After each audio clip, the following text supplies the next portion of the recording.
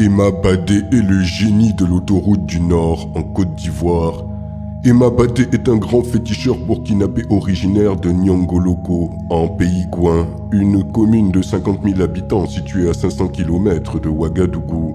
Il y a de cela quelques années, ce dernier a fait un exploit mystique qui a beaucoup fait parler à l'époque, celui de capturer un génie en Côte d'Ivoire. Ce dernier raconte ce qu'il s'est passé.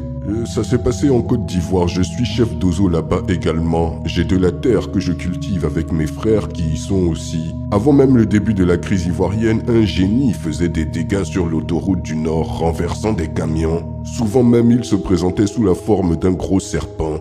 Ce génie buvait du sang humain. J'ai alors demandé à des frères d'ozo d'aller sur la voirie et d'assurer la sécurité. À des heures tardives, sur l'autoroute, ils contrôlaient tous les passages. Tous les passants devaient exprimer leur destination, sinon ils étaient retenus jusqu'au matin et au matin, ils reprenaient leur chemin. Un soir, ils ont contrôlé un homme qui était différent des autres, un homme de très petite taille. Lorsqu'ils ont éclairé son visage avec une torche pour l'identifier, toute sa peau brillait de 1000 lumières. Personne ne pouvait voir son visage ni l'approcher. Ils m'ont donc fait appeler, après avoir essayé tout ce qu'ils avaient comme pouvoir mystique eux-mêmes.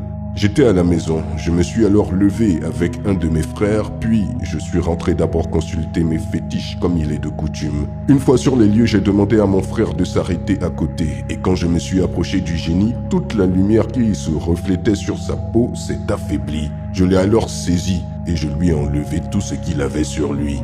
Il a essayé de s'enfuir, mais il ne pouvait pas. Je ne suis pas sorti de la maison les mains vides.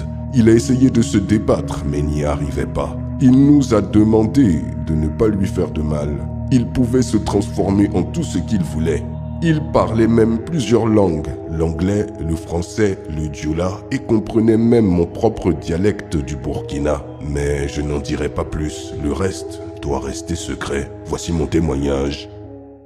Procure-toi le savon de chance et de protection de la sirène Calistée. Attire la chance dans ta vie, tombe sur les bonnes opportunités et rencontre les bonnes personnes. Protège-toi de toute forme d'attaque mystique. Contacte-moi par message privé pour plus d'informations. Quelle histoire extraordinaire! Dites-moi ce que vous en pensez dans les commentaires et je vous dis à très bientôt pour une nouvelle vidéo. C'était Takashi J numéro 1 sur les histoires mystiques de l'Afrique.